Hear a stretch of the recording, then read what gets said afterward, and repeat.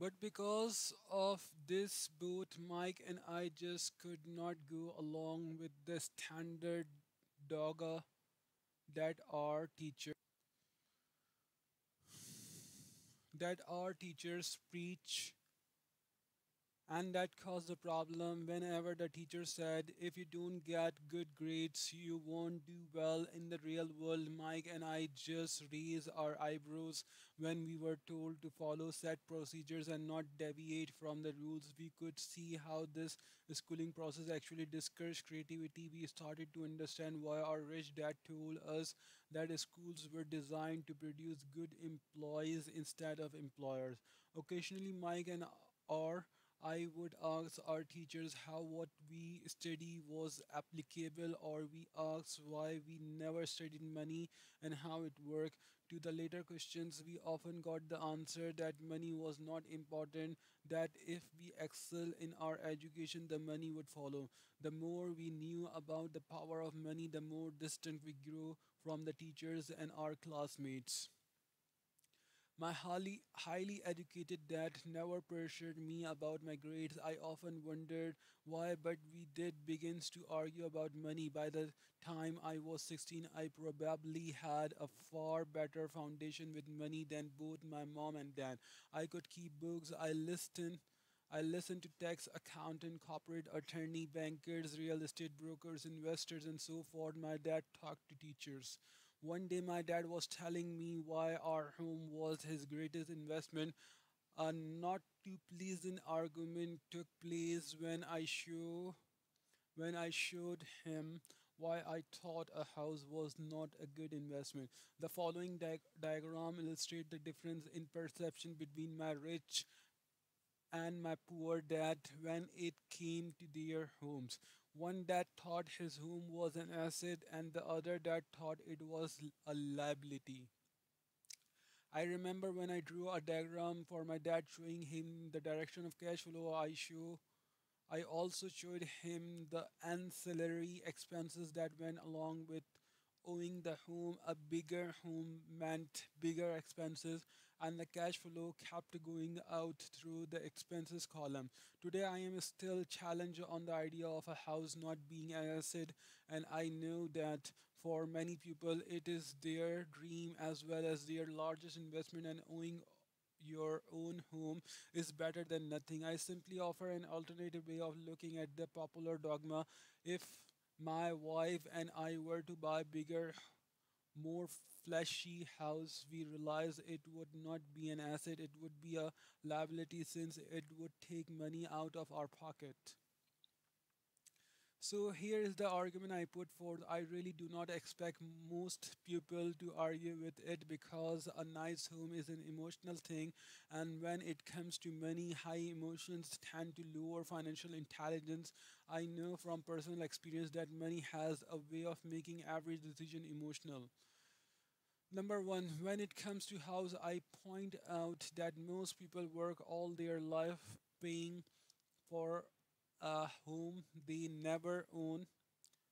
In other words, most people buy a house every so many year, each time incurring a new 30-year loan to pay off the previous one.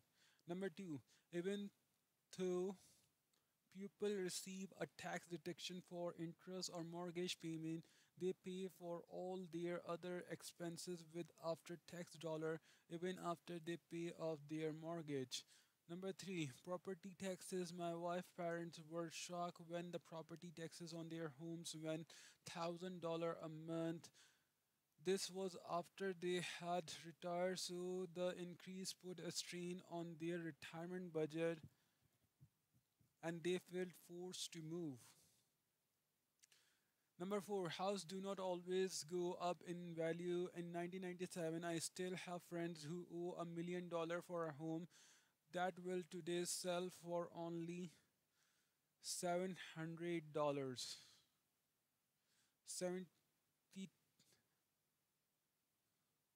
7 lakh dollars. The greatest losses of all are those from opportunities. If all your money is tied up in your house, you may be forced to work harder because your money continues blowing out of the expense column instead of adding to the asset column. The classic middle class cash flow patterns. If if a young couple would put more money into their asset column early on, their later years would get easier, especially as they prepared to send their children to college. Their assets would have been grown and would be available to help cover expenses. All too often, a house only serve as a vehicle for incurring a home equity loan to pay for mounting expenses. In summary, the end result in making a decision to own a house that is too expensive in lieu of starting an investment portfolio early on impact an individual in at least the following three ways. Number one, loss of time during which other assets could have grown in value. Number two, loss of additional capital which could have been invested instead of paying of high maintenance expenses related directly to the home. Number three, loss of education. Too often people count their house saving and retirement plans as all they have in their assets column because they have no money to invest. They simply do not invest. This caused them investment experience. Most never become what the investment world calls a sophisticated investor, and the best investment are usually first sold to sophisticated investor who then turn around and sell them to the people playing it safe. I am not saying don't buy a house. I am saying understand the difference between an asset and a liability. When I want a bigger house, I first buy assets that will generate the cash flow to pay for the house. My educated dad's personal financial statement best demonstrates the life of someone in the rat race. His expenses seems to always keep up with his income, never allowing him to invest in assets. As a result, his liabilities, such as his mortgage and credit card debts, are larger than his assets. The following picture is worth a thousand words. Educated dad's financial statement: income equal to expenses, assets less than liability. My rich dad personal financial statement, on the other hand, reflect the result of a life dedicated to investing and minimizing liabilities. Rich dad financial statement: income greater than expenses, assets greater than liability. A review of my rich dad financial statement is the way the rich get richer. The asset of column generates more than enough income to cover expenses with the balance in reinvested into the asset column. The assets columns continue to grow and therefore the income it produces grows with it. The result being the rich get richer. Why the rich get richer? Income greater than asset greater than more income, expenses are low, liabilities are low. The middle class finds itself in a constant state of financial struggle. Their primary income is through wages, and as their wages increase, so do their taxes. Their expenses tend to increase in equal increment as their wages increase. As the phrase the rat race, they treat their home as their primary asset instead on investment in income producing assets. Why the middle class struggle? Income goes up, expenses goes up. Assets do not increase, liabilities do increase. This pattern of treating your home as an investment and the philosophy that a pay raise means you can buy a larger home or spend more in the foundation of today's debt-ridden society. This process of increased spending throws families into greater debt and into more financial uncertainty, even though they may be advancing in their jobs and receiving pay raises on a regular basis. This is high risk living caused by weak financial education. The massive loss of jobs in the 1990s, the downsizing of business has brought to light how shaky the middle class really is financially. Suddenly, complete pensions plans are being replaced by 401k. Social Security is obviously in trouble and cannot be looked at as a source for retirement. Panic has set in for the middle class. The good things today is that many of These people have recognized these issues and have begun buying mutual funds. This increased investment is largely responsible for the huge rally we have seen in the stock market today. There are more and more mutual funds being created to answer the demand by the middle class. Mutual funds are popular because they represent safety. Average mutual funds buyers are too busy working to pay taxes and mortgage, save for their children's college and pay off credit cards. They do not have time to study to learn how to invest, so they rely on the expertise of the manager of a mutual fund. Also, because the mutual fund includes many different types of investment, they feel their money is safer because it is diversified. This group of educated middle class subscribes to the diversified dogma but put out of mutual fund brokers and financial planners play it safe, avoid risk. The real tragedy is that the lack of early financial education is what creates the risks faced by average middle class people. The reason they have to play it safe is because their financial positions are tenuous at best. Their balance sheets are not balanced. They are loaded with liabilities with no real asset that generates income. Typically, their only source of income is their paycheck. Their livelihood becomes entirely dependent on their employer. So when genuine deals of a lifetime comes along, those same people cannot take advantage of the opportunity. They must play it safe, simple because they are working so hard, are taxed to the max, and are loaded with debt. As I said at the start of this session, the most important rule is to know the difference between an asset and a liability. Once you understand the difference, concentrate your efforts on only buying income generating assets. That's the best way to get started on a path to becoming rich. Keep doing that, and your assets column will grow. Focus on keeping liabilities and expenses down. This will make more money available to continue pouring into the assets column. Soon, the asset base will be so deep that you can afford to look at more speculative investment that may have return of 100% of infinity, investment that for $5,000 are soon turned into 1 million or more. Investment that the middle class calls too risky. The investment is too risky. It's the lack of simple financial intelligence beginning with financial literacy that causes the individual to be too risky. If you do what the masses do, you get the following picture. Income equal to work for owner, expense equal to work for government asset, equal to non-liability work for bank. As an employee who is also a homeowner,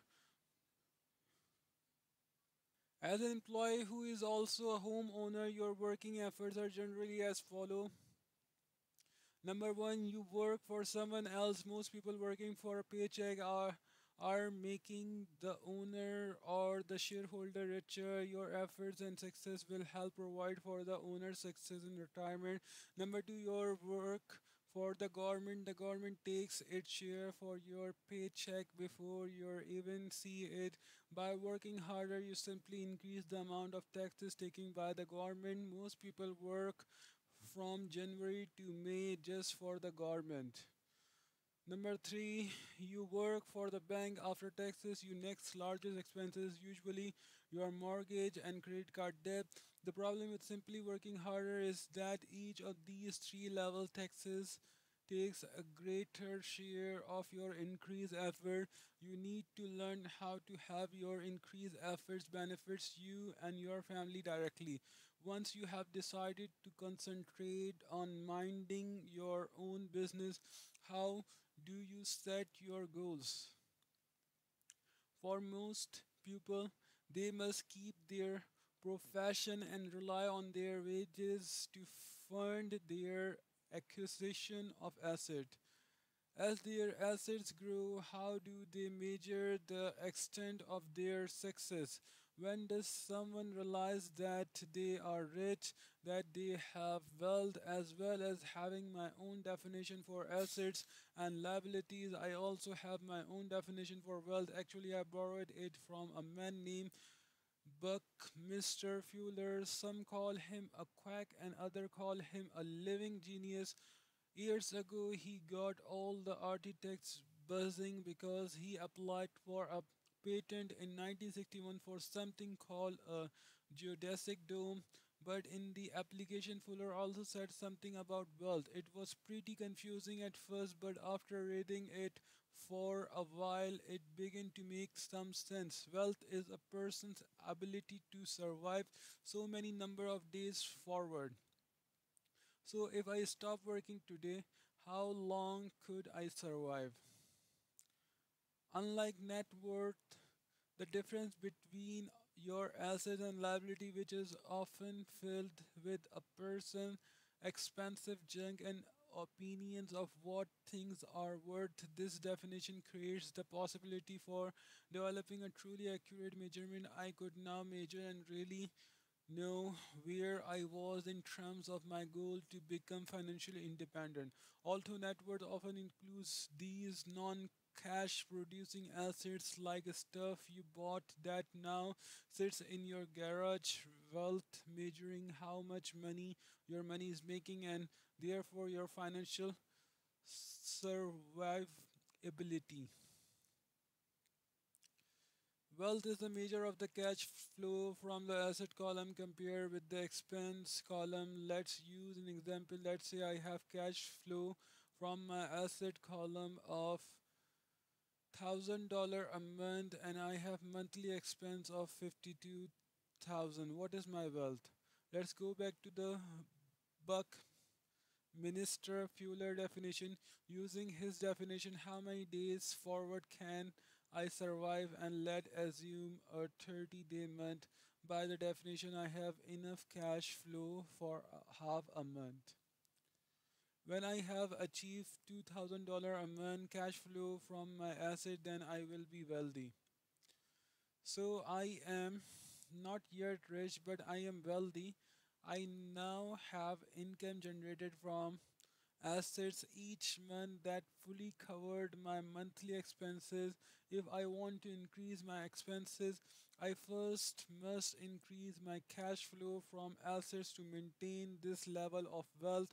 Take notice that it is at this point that I no longer am dependent on my wages. I have focused on and been successful in building an asset column that has made me financially independent.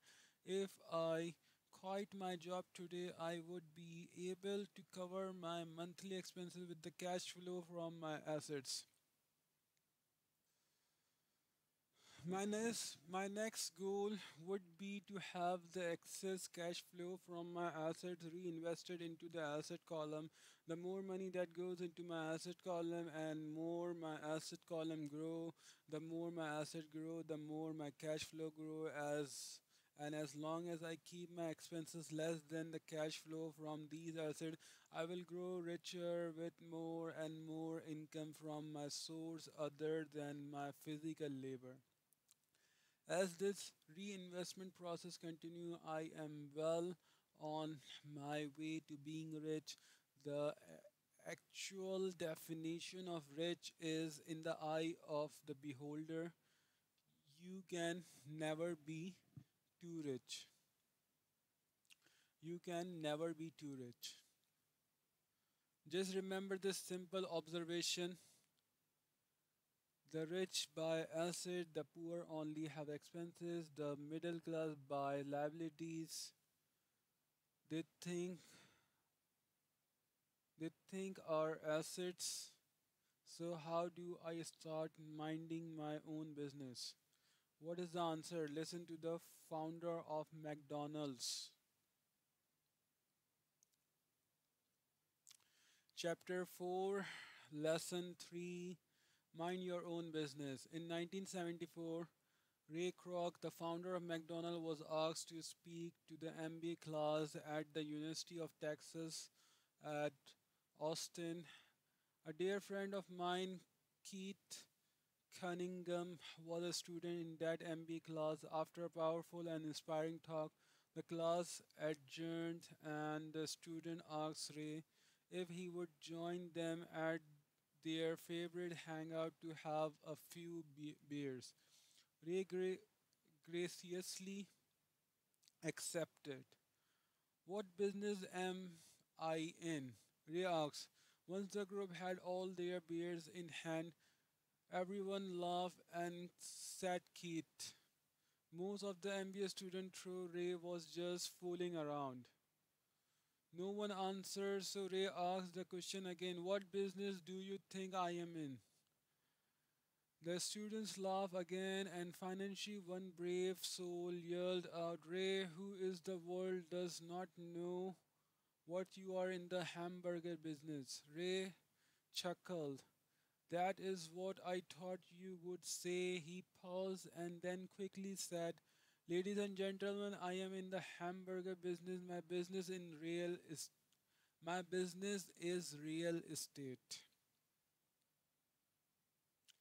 Cat said that Ray spent a good amount of time explaining his viewpoint in their business plan. Ray knew that the primary business focus was to sell hamburger franchise, but what he never lost sight of was the location of each franchise. He knew that the real estate and its location was the most significant factor in the success of each franchise.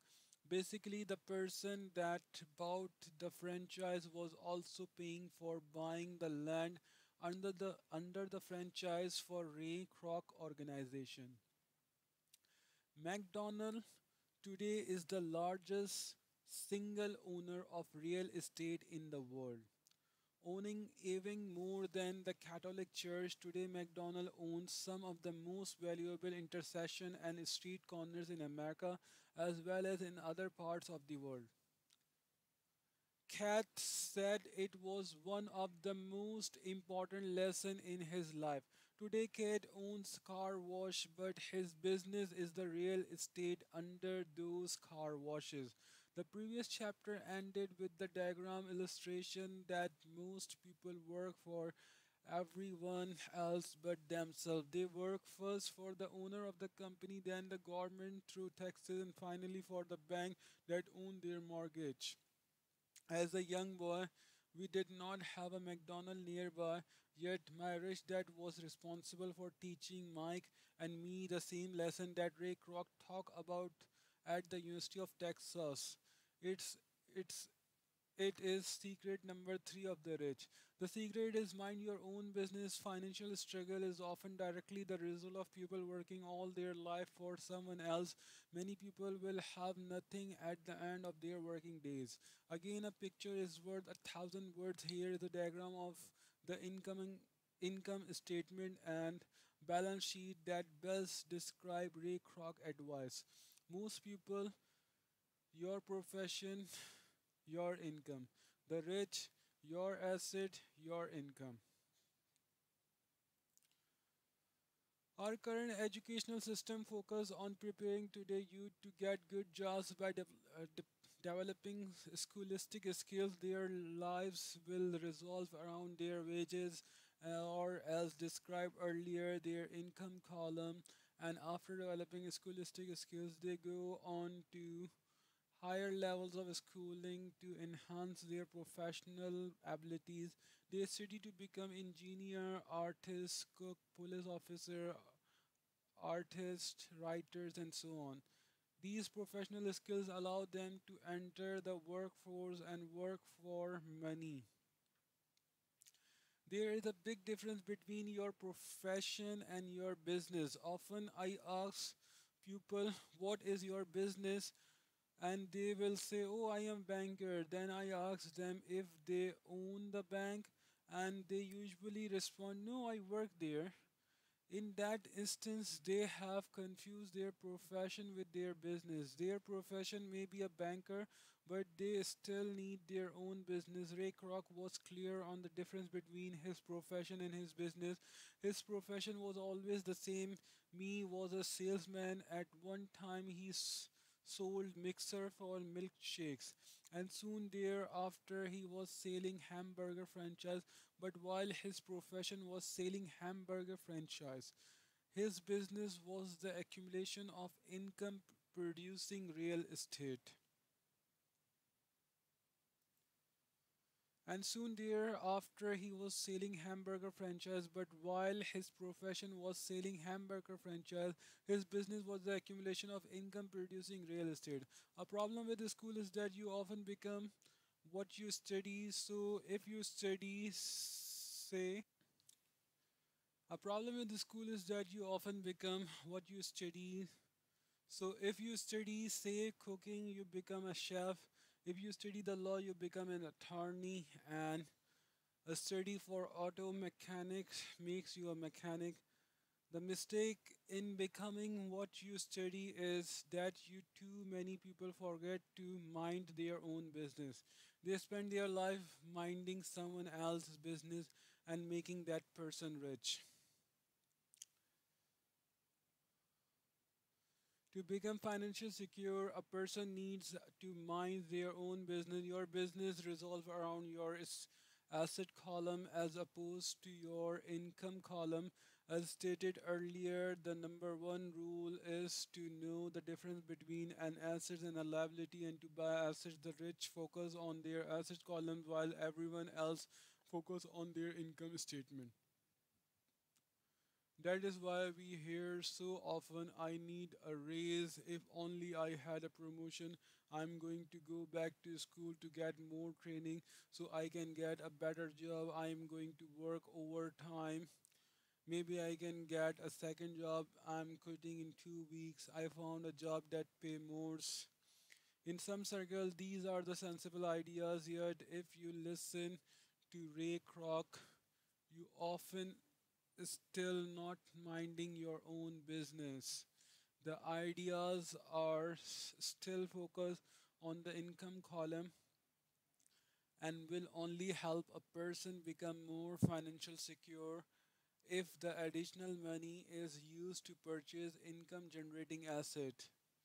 The primary reason the majority of the poor and middle class are fiscally or conservative, which means I can't afford it, take risk, is that they have no financial foundation. They have to cling to their jobs, they have to play it safe. When downsizing become he is in things to do. Millions of workers I found out their largest so-called asset, their homes, was eating them alive. Their assets called a house still cost them money every month. Their car and other assets was eating them alive. The golf club in the garage that cost $1,000 were not worth 51,000 more anymore. Without a job security, they had nothing to fall back on. What they thought were assets could not help them survive in a time of financial crisis. Number one, assume most of us have filled out a credit application for a banker to buy a house or to buy a car. It is always interesting to look at the net worth section. It is interesting because of what accepted banking and accounting practice allow a person to count as asset. One day to get a loan, my financial position did not look too good, so I added my new golf club, my art collection, books, stereo, television, Armani suits, wrist watches, shoes, and other personal effects to boost the number in the asset column. But I was turned down for the loan because I had too much investment in real estate. The loan committee did not like that I made so much money off the apartment houses. They wanted to know why I did not have a normal job. with a salary. They did not cushions the Armani suit, golf clubs, or art collection. Life is something tough when you do not fit the standard profile. I cringe every time I hear someone say to me that their network is $1 million or $100,000 or whatever. One of the main reason net worth is not accurate is simply because the moment you begin selling your asset, you are taxed for any gain. So many people have put themselves in deep financial trouble when they run short of income. To raise cash, they sell their assets. First, their personal assets can generally be sold for only a fraction of the value that is listed in their personal balance sheet, or if there is a gain on the sale of the asset, they are taxed on the gain. So again, the government takes its share of the gain, then reducing the amount available to help them out of debt. That is why I say someone's net worth is often worth less than they think. Start minding your own business, keep your daytime job, but start buying real estates, not liabilities or personal effects that have no real value. Once you get them home, a new car loses nearly 25 cents of the price you pay for it the moment you drive it off the lot.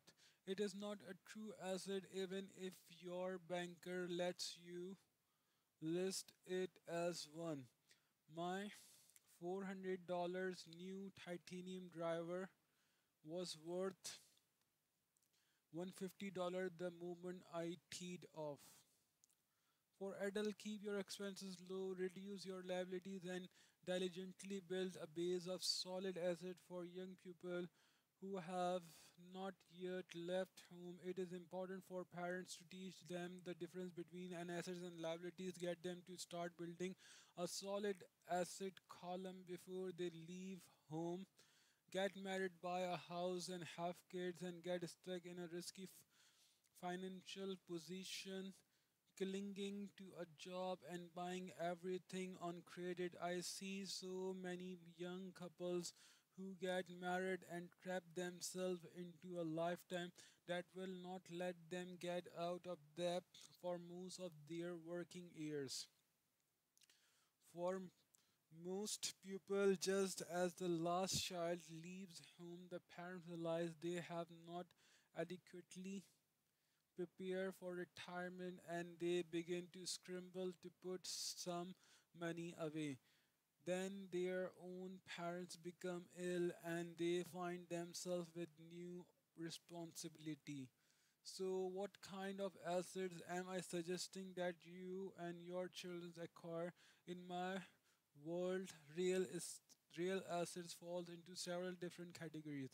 Businesses that do not require my presence. I owe them, but they are managed or run by other people. If I have to work there, it's not a business, it's become my job. Number two, stocks. Number three, bonds. Number four, mutual funds. Number five, income generating real estates. Number five, notes, IOUs. Number five, royalties from intellectual property such as music, script, patent. Number eight, and anything else that has a value, produces income or appreciate and has a ready market. As a young boy, my educated dad encouraged me to find a safe job. My rich dad, on the other hand, encouraged me to begin acquiring assets that I love. If you don't love it, you won't take care of it. I collect real estate simply because I love building and land. I love shopping for them. I could look at them all day long. When problems arises, the problems are not so bad that it changes my love for real estate. For people who hate real estate, they shouldn't buy it. I love stock of a small company, especially startup. The reason is that I am an entrepreneur, not a corporate person. In my early years, I work in large organizations such as Standard Oil of California, the US Marine Corps, and the Xerox Corp. I enjoyed my time with those organizations and have found memories, but I know deep down I am not a company man. I like starting companies, not running them. So my stocks buy are usually so my stock buys are usually of small companies, and sometimes I even start the company and take it public. Fortunes are made in new stock issues, and I love the game. Many people are afraid of small cap companies and call them risky, and they are, but risk is always diminished if you love what the investment is, understand it, and know the game. With the small companies, my investment strategy is to be out of the stock in a year. My real estate strategy, on the other hand, is to start small and keep trading the properties up for bigger properties and therefore delaying paying taxes on the gain. This allows the value to increase dramatically. I generally hold real estate less than 7 years. For years, even while I was with the Marine Corps and Xerox, I did what my rich dad recommended. I kept my daytime job, but I still minded my own business. I was active in my asset column. I traded real estate and small stock. Rich dad always stressed the importance of financial literacy. The better I was at understanding the accounting and cash management, the better I would be at analyzing investments and eventually starting and building my own company. I would not encourage anyone to start a company unless they really want what they really want to. Knowing what I know about running a company, I would not wish that they ta- I would not wish that talks on anyone. There are times when people cannot find employment where starting a company is a solution for them. The odds are against success. 9 out of 10 companies fail in 5 years. Of those that survive the first 5 years, 9 out of every 10 of those eventually fail as well. So only if you really have the desire to to own your own company do I recommend it. Otherwise, keep your daytime job and mind your own business. When I say mind your own business, I mean to build and keep your asset column strong. Once a dollar goes into it, never let it come out. Think of it this way: once a dollar goes into your asset column, it becomes your employee. The best thing about money is that it works 24 hours a day and can work for generation. Keep your daytime job, be a great hardworking employee, but keep building that asset column. As your cash flow grows, you can buy some luxuries. An important distinction is that rich people buy luxuries last, while the poor and middle class tends to buy luxuries first. The poor and the middle class often buy luxuries items such as big house, diamonds, furs, jewelries, or boots because they want to look rich. They look rich, but in reality, they just got deeper in debt on credit. The old the old money people, the long-term rich, built their asset column first, then the income generated from the asset column bought their luxury. The poor middle class buy luxury with their own sweat, blood, and children's inheritance.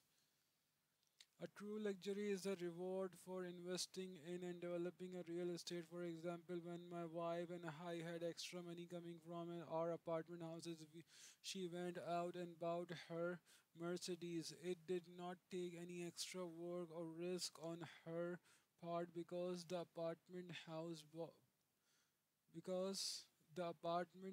bought the car she did. However, have to wait for it for 4 years While the real estate investment portfolio grew and financial began throwing off enough extra cash flow to pay for the car. But the luxury, the Mercedes, was a true reward because she had proof she knew how to grow her asset columns. That car now means a lot more to her than simply another pretty car.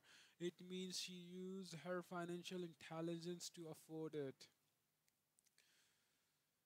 What mo- what most people do is they impulsively go out buy a new car or some other luxury on credit. They may feel bored and just wanted a new toy. Buying a luxury on credit often cause a person to sooner or later actually resend their luxury because the debt on the luxury becomes a financial burden. After you have taken after you have taken the time and invested in and built your own business, you are now ready to add the magic touch, the biggest secret of the rich, the secret that puts the rich way ahead of the pigs. The reward at the end of the road was diligently taking the time to mind your own business.